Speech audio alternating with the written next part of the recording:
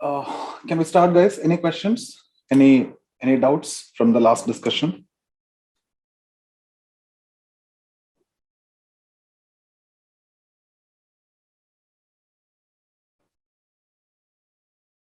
Am I audible to all of you? Is the voice is loud and clear?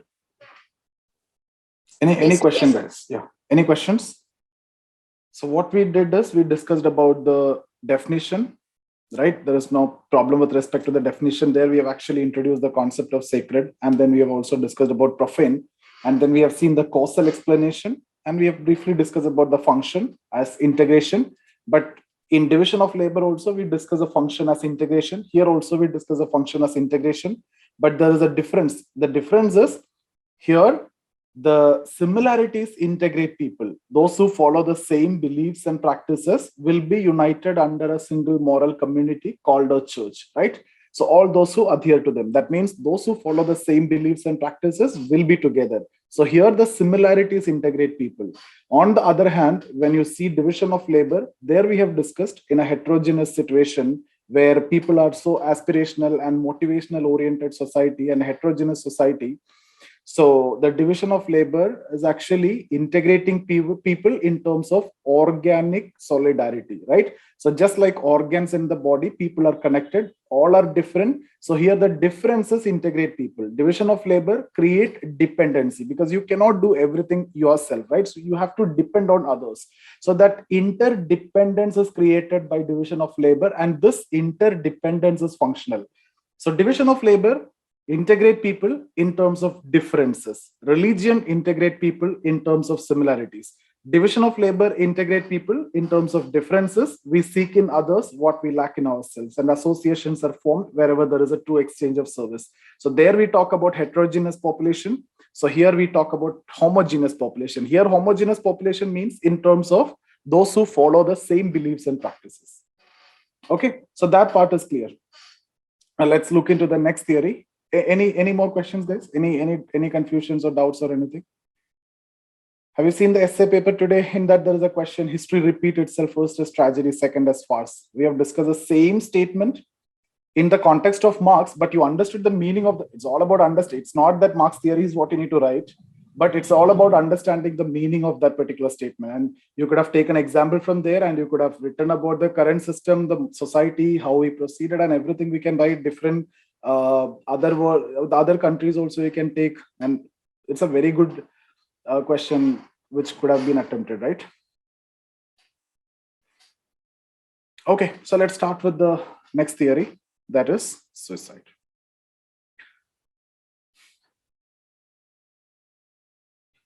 So we will discuss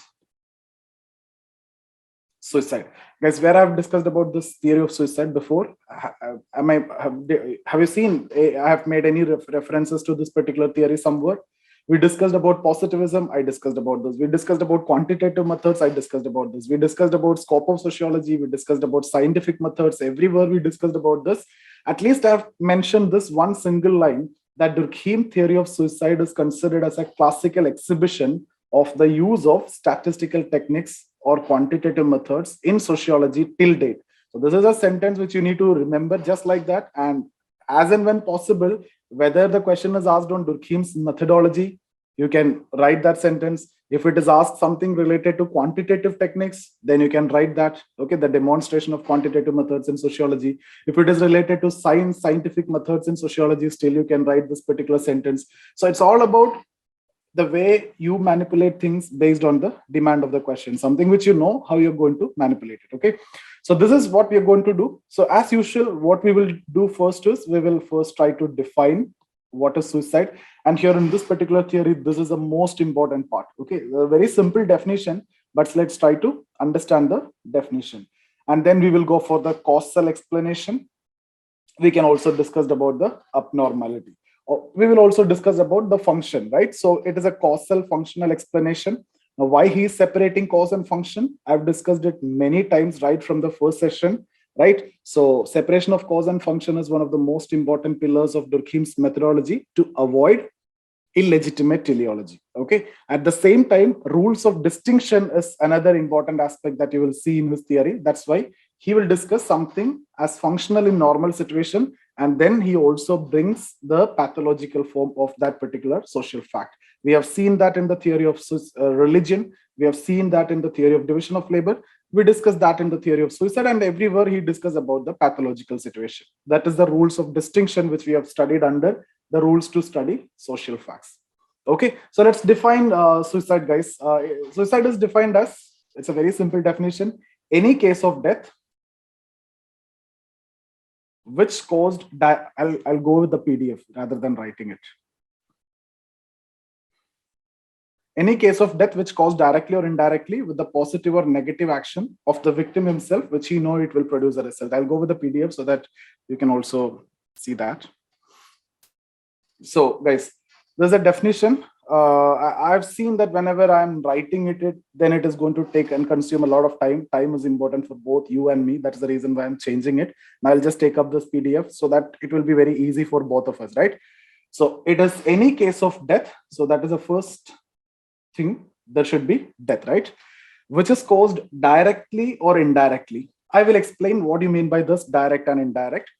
By the positive and negative action, I will also explain what is positive action and what is negative action of the victim himself. There is no need of explanation. Victim himself means if I am dying, I am the victim, which he know will produce a result. So if I know if I do certain things and then I will die, then that is applicable. So let's look into what is direct, right? Any case of death which caused directly, right? See, I want to commit suicide. I know if I do certain things, I will die. So directly, I do certain things, right? That is what you mean by direct. Okay. So it's like I want to die.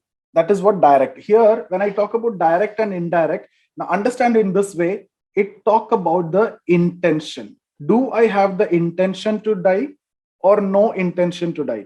So if I have an intention to commit suicide, it is a direct case of suicide.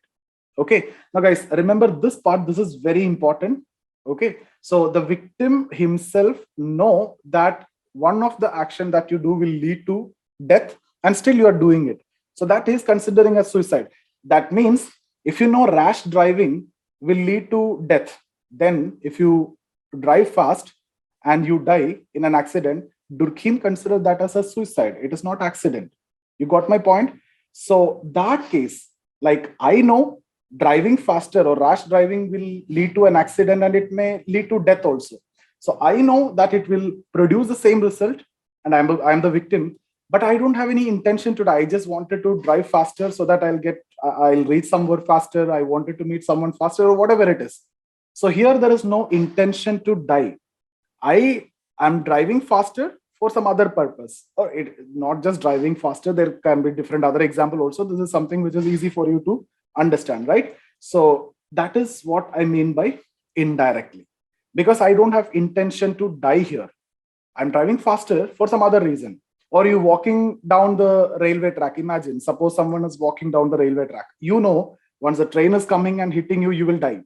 But you are not expecting the train to come and you're just walking over there and you hold a headphone or something over your head and then you're listening to the music and you are not able to hear the voice of the train. So you die in that case. You just walk down the railway track, not to die, obviously, but you know when the train comes, if it hits, you will die. So you have the knowledge, but you never had the intention to die. You might have taken a shortcut. So the railway tracks are straight, right? So you might have taken a shortcut rather than traveling 2-3 kilometers. If you travel with the railway track, it will be very easy for you to reach a particular destination, right? And it may consume, very less time also. So that might be the reason that you have taken that particular route. But if the train comes and hit you, you will die. But you are unaware that the train is coming at that particular point of time, or you are not able to listen to that voice because of something like this is an example that I'm giving you so that I hope you understood. That is indirect because I don't have an intention to die there. But in the same case, I'm going to railway track. I want to die. When the train comes, I jump onto it. What is that? Direct. Because I want to die, so I jump onto the train. Both are different. One is because of carelessness. I know due to this carelessness, I'll die, but I don't have intention to die. Okay. The other is because I want to die. So that is what direct and indirect. It just talk about the intention. I have an intention to die. On the other hand, I don't have an intention to die, but my action lead to death. And I know this action would have led to death as well. Rash driving is one example. Okay. Now, positive or negative action. Positive action is very simple. I take an action. I initiate an action to die. So this is obviously, when will I take action to die? I have an intention to die. So direct death will be always lead to positive action. Because when I have the intention, I'll take an action. It may be a hanging, consuming poison, jumping onto a train, or whatever method I want to. I take an action. There is an initiative. So that is what positive action. Now, don't confuse good action, bad action here. That is not what I mean by positive and negative. Positive action means, am I doing something? Is there any initiative? That's what positive. It's not that the action is good. That is what you mean by positive. I have seen some of the students after the classes asking about that.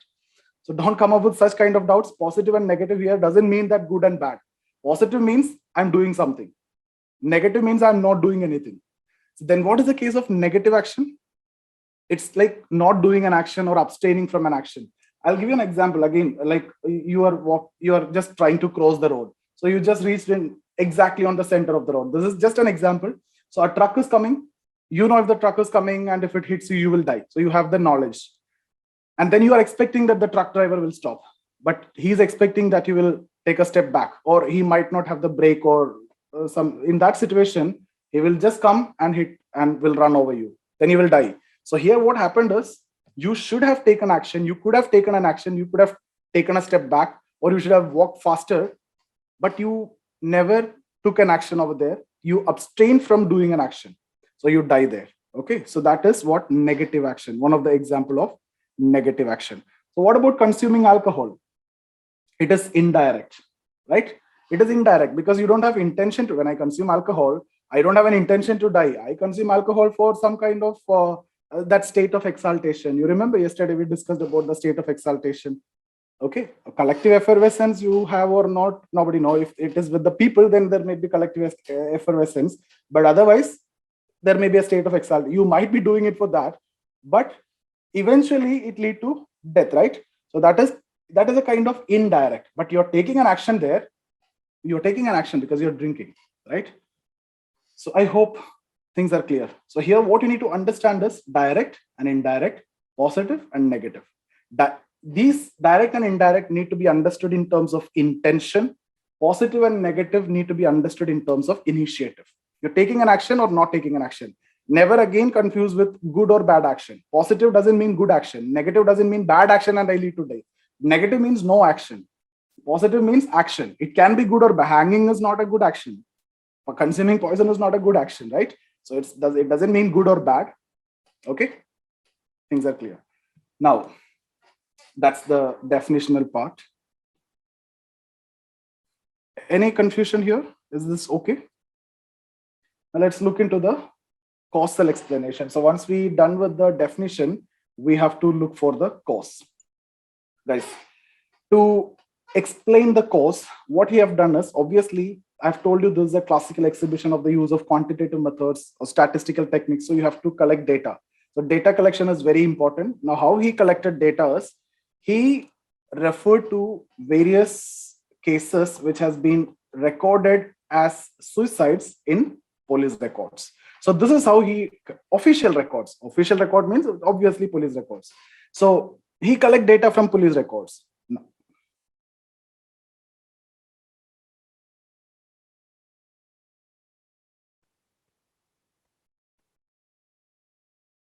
Yeah, what you're talking about. Positive and negative is intention. How many times I told you?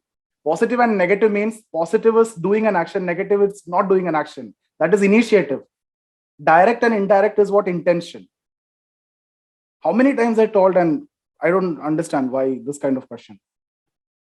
Positive and negative is what? It is the initiative. You're doing, positive means you're doing an action. Negative means not doing an action. Doing and not doing. Taking an action, not taking an initiative. So positive and negative is initiative. This is very, very elementary thing. And see, this kind of questions, I may sometimes get angry because of this kind of. So how long I've been explaining the same thing? And still you're asking means either you are not present or what is that? Okay, so guys, what could be the criticism? Now, here itself, you can think about the criticism, right? Right from the beginning, we can start with the criticism that although we will do it later in the critical analysis part, what is the criticism here? You collect data from the police records, right? Do you think you will get exact data from the police records? No, right? Some of the, see, Durkheim's definition is something different. So as per Durkheim's definition, even an accident can be a suicide. But what will happen in police records? Some of the cases of suicides might have recorded as accident, right? Somebody want to die. Guys, you can turn off your video. It will unnecessarily consume the bandwidth. No need of video. Just turn off your videos.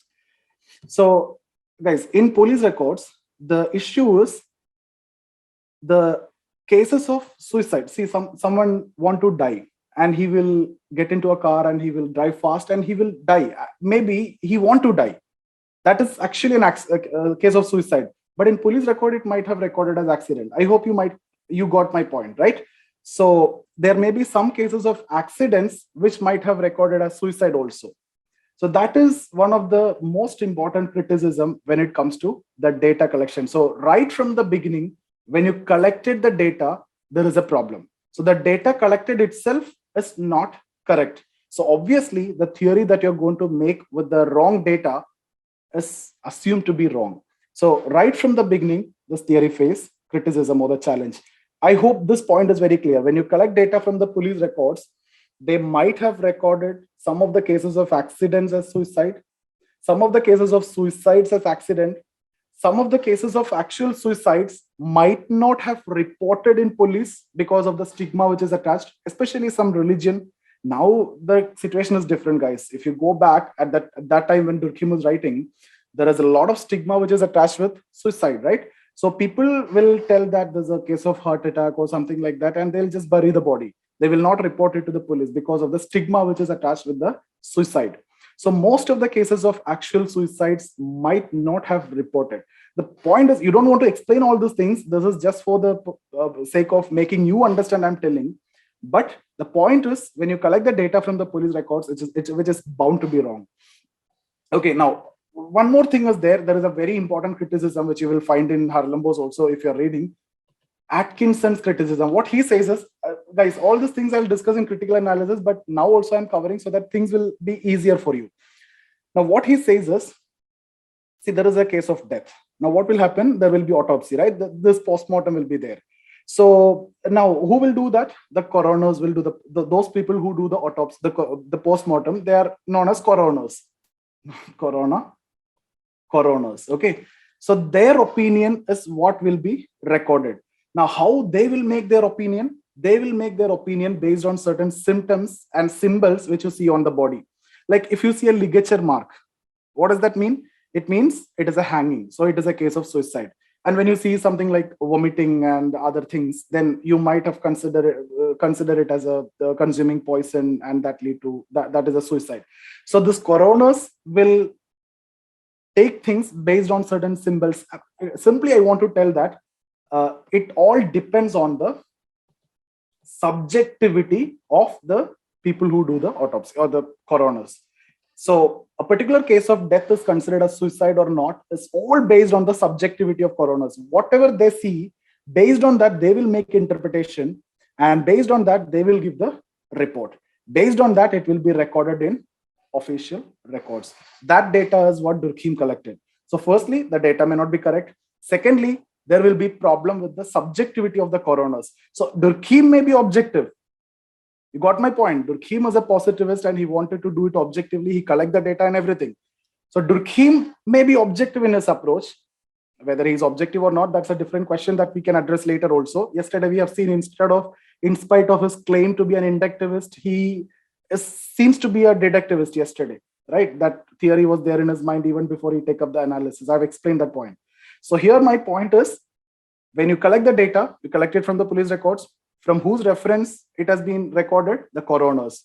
So their subjectivity is very important. So a particular case of death is suicide or not is reported by the coroners based on their subjectivity.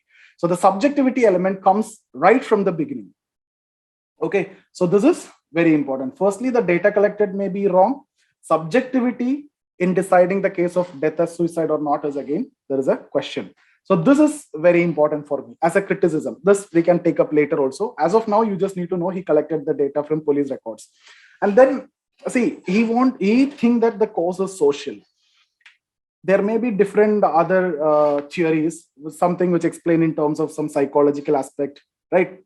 Guys, again, you remember day before yesterday, when I discussed about division of labor, I've told you something which is related to economy related concept. It becomes sociological once Durkheim take up the analysis. So if you get a question on economics and sociology comparison, you should be taking up that point. Similarly, yesterday when we discussed about religion, I've made it something like this, something which was related to philosophy becomes sociological once Durkheim take up the analysis. So sociology versus philosophy link you got there. Now something which is related to psychology, suicide, comes under the domain of sociology once Durkheim take up the analysis. So you can make a link between sociology and psychology also here. So this is how you use various theories and thinkers in that particular question, even in comparison with other subjects, rather than studying something which is written in a guide in columns. Once you have the knowledge, you will be able to interpret and write properly. That's exactly what is expected from you. That is what expected from a professional. Okay. So I hope this is clear. Now, police records, he collected data and he wanted to establish the cause, and he goes on to establish the cause. For him, the cause is social.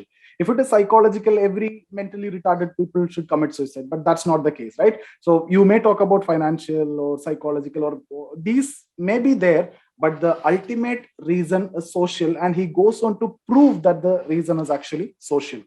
So for that, he collected data and he do certain analysis.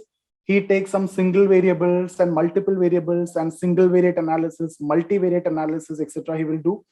Some of the variables that he have taken are the parental background, the marital status, the rural urban background, right? These are certain variables. Now, what is variables? Variables are entities which can take off different values. That's a theoretical aspect. But he have taken up certain variables to understand different cases of suicides. The variables that he have taken is whether bachelor or married, women, the sex related aspect, the parental background, rural urban background, the religious background, whether Christian or Protestant, like that. So all these are the variables that you have taken. And based on that, he have made certain analysis. There are some single variables, just 1 minute, guys. There are some analysis which is based on single variables, and there are certain analysis which is based on multiple variables as well. Okay, and based on single variable, the conclusion that he have come up with is bachelors commit more suicide than married. That is one of the conclusion. That is based on marital aspect, right? Women commit suicide less than men. That means men commit more suicide. That is based on the sex related aspect. That here the variable is the sex. More in rural, more in urban than in rural. So these are based on some of the conclusions that you have come up with based on some single variables. And then we have taken up multiple variables also. Multiple variables means these variables combined. Like men, Christian, unmarried, men, Christian, unmarried. So here you have combined the three variables, like the sex and the religion and the marital status, have a higher rate of suicide than women, Jew, married. Okay, so that is, guys, you just need to mug up this. We don't have anything to understand here because these are conclusions which has been given by him. Just add this in your theory. We have nothing to do here. Similarly, Protestant religion and developed countries, their suicide rates are more than Catholic religion and less developed. Okay, so like that, he have made some conclusions based on single variable and multiple variable. And further, what he says is the reasons for this suicide is nothing but social. And why he is saying social is because he is ultimately giving the reason also. There are certain suicidogenic forces. You need to use this word, suicidogenic forces, which are present in society. These force is the reason for people committing suicide. So they force you to commit suicide. So he will try to establish, or he will try to understand what are these suicidogenic forces. The suicidogenic forces are present in terms of, there are two forces. One is forces of integration and the other is forces of regulation. So ultimately what he says is the reasons for suicide is nothing but the integration and regulation problems in society. So the reason for suicide is nothing but integration and regulation within society. So there can be different combination here. It can be over integration or low integration, right? So you are more integrated with society or you are less integrated with society. When you are more integrated with society, he termed this as altruistic suicide. When you are less integrated with society, he termed this as egoistic suicide. So altruistic suicide and egoistic suicide, which comes under forces of integration. If it is over integration, altruistic. I'll give you an example. A soldier dying in the battlefield. Now, we won't consider it as suicide, but as per Durkheim's definition, his death is a suicide because he know his act will produce a result. He know once you go for the war and when you fight and when you hit with a bullet, obviously you will die. So he have the knowledge, the victim have the knowledge that he will die. He is taking a positive action because he is going for a war, right? But it is an indirect case of death. He don't have an intention to die. Nobody want to die, right? So that is a case of indirect but positive action. He is going for the war. Similarly, a captain dying with sinking ship, right? Here the captain know when he is staying long in the sinking ship, he will die, but he will only try to come out only after saving other people. So that is his responsibility. That is his moral obligation as well. So he have the knowledge. So why he's doing it? Because of his commitment to the society. So he is more integrated with society. That is what I mean by over integration. This is altruistic suicide. Guys, we won't consider it as suicide, but as per Durkheim's definition, it is suicide. Don't be confused. So you need to get into that person, right? We should not stand in our shoes. We have to stand in Durkheim's shoe now. What is his understanding on suicide is what we need to think. Our understanding of suicide is different. So if that comes together, then there will be issue. Your understanding will be very, it will be affected, obviously. So you need to be like Durkheim now. So you need to know what is the definition, what he want to convey. So once you understood that definition, then this can be considered as suicide. This can be considered as suicide. For us, if we think from our side, these are not suicide. Okay, but as per that definition, whether it is suicide or not, yes, that is what altruistic suicide. Egoistic means no integration with the society. You feel alienated. So when there is alienation, people commit suicide. This Sushant Singh case, right? So that is what, when you feel like you fail in exam. So you feel alienated in your family, in your friends, right? Love failure. All these are reason for egoistic suicide. There is no need to give examples. Normal cases of suicides are mostly egoistic suicide because you don't want to face people. Nobody is there to support you. That kind of feeling when it comes to, you'll commit suicide. Okay. Now, forces of regulation. Here also you can have over regulation and less regulation. Over regulation means what? Every activity of yours is regulated. Guys, is it possible in a modern society? No. Traditional society, it is possible. You might be regulated, but in modern society, people are absolutely free, right? So over regulation is termed as fatalistic suicide, which you see in ancient and medieval times, like slaves. Slaves commit suicide in ancient and medieval times because they are regulated. They have to depend everything for their masters, right? They are not free. They cannot do anything. So that is because of very high regulation, they commit suicide. This is not in modern society. Similarly, less regulation means what? Less regulation. What is the state?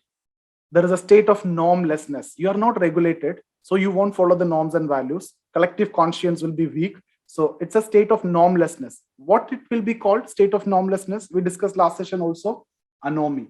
So this suicide is called as anomy suicide. So there are 4 suicides based on 2 reasons. Integration and regulation are the reason.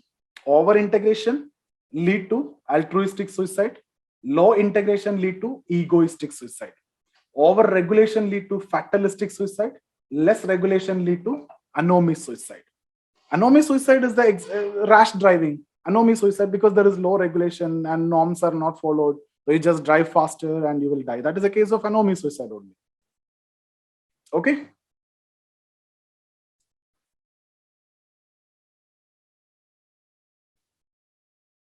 Blue whale game, I don't know. It may be egoistic suicide. You are not much integrated with society or alienated like that also.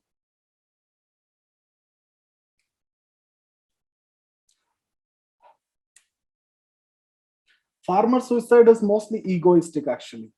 Guys, farmer suicide, there are, okay, that is, in my opinion, it is egoistic, but there are opinions, there are debates where people talk about it as altruistic, because farmers are the reason for food security. If they are not there, food security, you can write that also. We won't achieve food security. Okay, so when so what they are doing, they are ultimately sacrificing for ensuring food security. They are providing food for us, otherwise we will have to die, right? So career failure is an egoistic suicide. Exam pressures and all, egoistic suicide. Farmer suicide, you might have confusion here between altruistic and egoistic. You can consider it as altruistic because they are sacrificing themselves, because if they are not there, food security will not be there. Civil servant suicide is egoistic. Most of the suicides will be egoistic.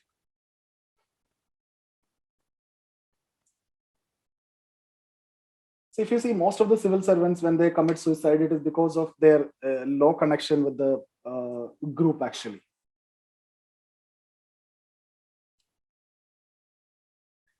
Okay. Farmer suicide, it can be altruistic. Guys, it's all about the way you interpret. I hope you understood what I mean to convey here. It's all about the way you're going to interpret. You can tell that if farmers are not there, we cannot survive. So farmers are working for us. And in that course, their products are getting, in a bumper production, we are getting everything cheap, but their life is affected. So they know that it will happen, but still they are doing it. And it is a kind of altruistic suicide, you can say. Otherwise, egoistic suicide, they are not that much integrated with the society. Domestic violence suicide, all are egoistic suicide, or it can be kind of fatalistic suicide also. Domestic violence, it's like if she's locked in a room and that kind of very regulation, that situation, it is fatalistic, but it is mostly egoistic only. Okay, let me complete it, guys, and then we can discuss more. So now what we discussed is there are forces of integration, there are forces of regulation. Now, how these forces are present? These forces are present in society, not directly, but indirectly. You can't see this, you can only feel it, right? So these are present in terms of social currents. He termed this as social currents. It's like, electric current. When you go and touch, you will die. So if you are coming into this network in this situation, in a particular situation, then you will commit suicide. Now, what is social currents? These social currents, these are termed by Durkheim. It's a situation. It's like there are certain social variables, and that social variables create social current. The social variables are family, your peer group, your friends, your society, and all these are social currents. So they create a kind of pressure. So you fail in exam, then you will come into that particular trap. So you will commit suicide, right? So you don't want to face the family, you don't want to face your friends. This is why people are committing suicide.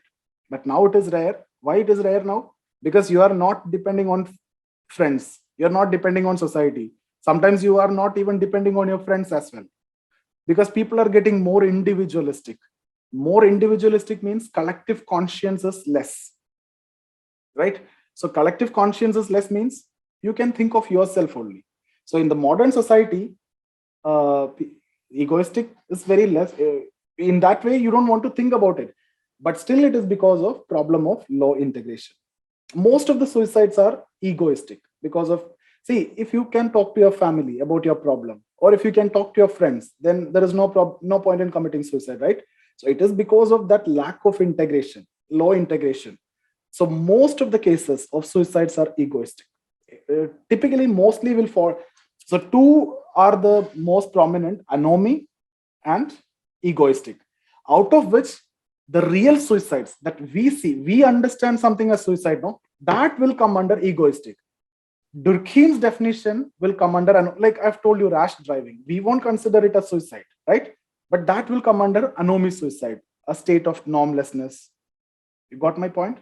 So again, I want to tell you this. There are two reasons, integration and regulation, right? So integration, there are two types of suicide: over integration, low integration. Over integration means you are more integrated with society, more committed with society, altruistic suicide. Low integration, you are less committed to society, collective conscience is very less. That is what egoistic suicide. Most of the cases of suicides are egoistic suicide. and then over-regulation, which you will not find in modern society, because modern society is free, right? So this you see in the ancient and medieval times, like slaves commit suicide. That is what fatalistic suicide. Then less regulation. Guys, less regulation means nobody is regulating you. That's a situation of normlessness. When nobody is regulating you, normlessness will come. That is what anomie, right? So that's suicide. So four suicides based on two reasons. So these forces of integration and regulation will be creating social currents, and it's like if you come to that particular situation, you will have to commit suicide. These social currents are produced by social variables. Now there is a very important point that you need to understand here. I'll just explain this. This point has been identified. It is there in Durkheim's analysis only, but it has been identified separately like this by Ritzer. So you can write, Ritzer identified 2 points, two arguments in Durkheim theory of suicide. Different. So here, guys, I'll explain. Durkheim explained why the rates of suicides are different in two societies. Like if you see India and US, the rates of suicides are same or different? Different. So two society, two collectivity, rates of suicides are different. Correct? So he explained why it is so.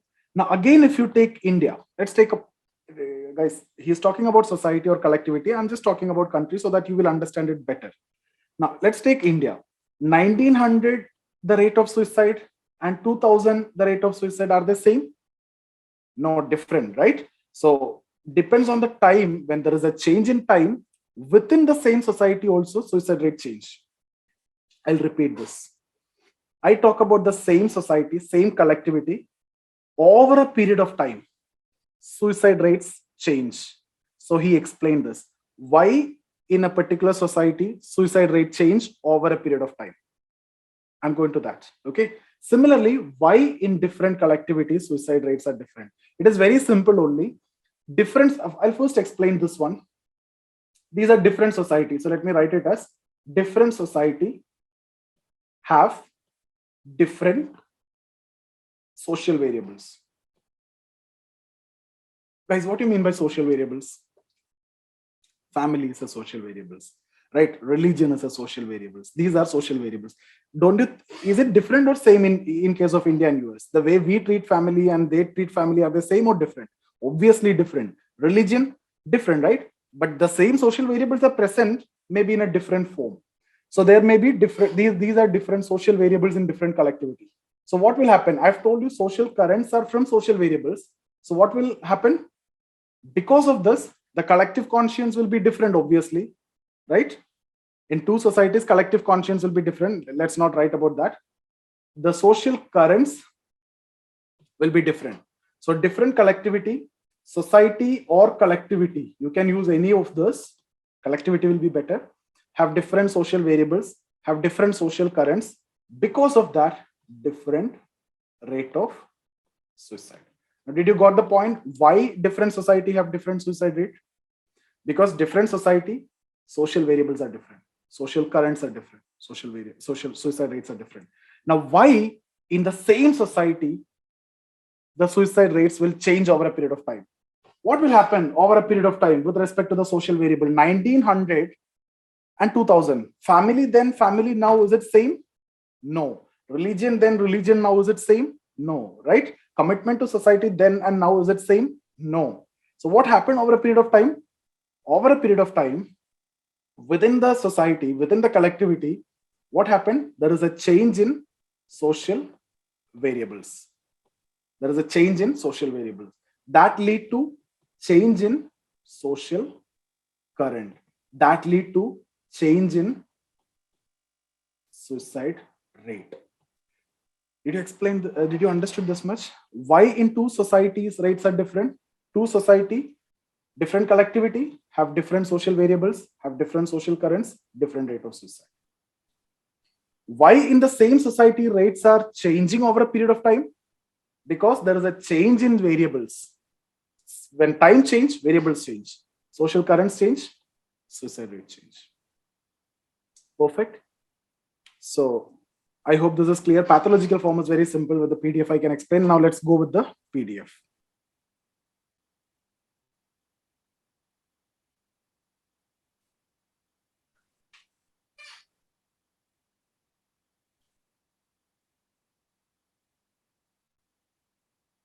Okay.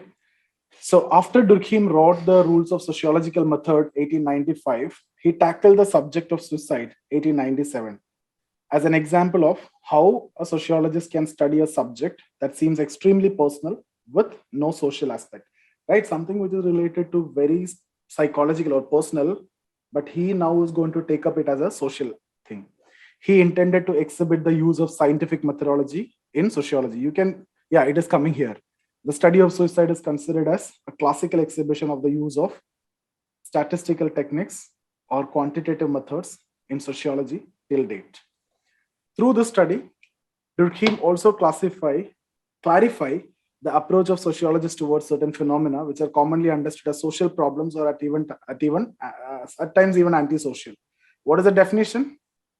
Guys, still, do you have any confusion with the definition? I can repeat it again. If Raghi, are you okay with it now?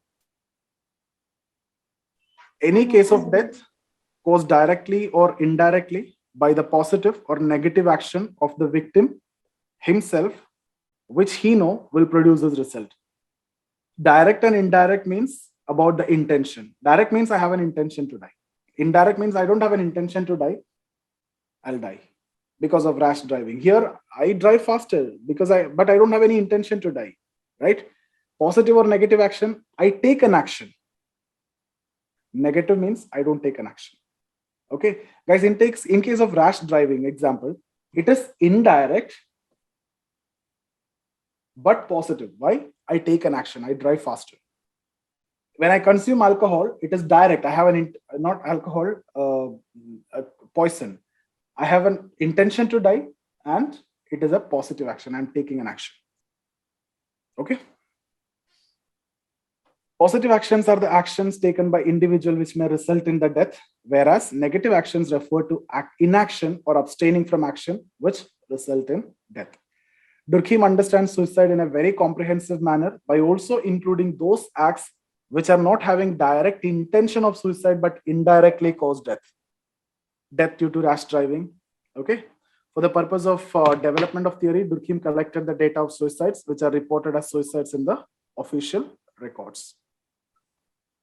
According to Durkheim, suicide is a social phenomena, and he rejected earlier explanation of suicide, which explain in terms of different factors like heredity, climate, race, mental illness, etc. With the help of data, he was able to show that all these claims are false and are unable to give a conclusive cause of suicide. In the case of psychological reason, Durkheim argues that not every case of mental illness or abnormality result in suicide. No theories are possible which can clearly define such psychological state. Moreover, Durkheim found that rate of suicide in different countries are fairly consistent over time.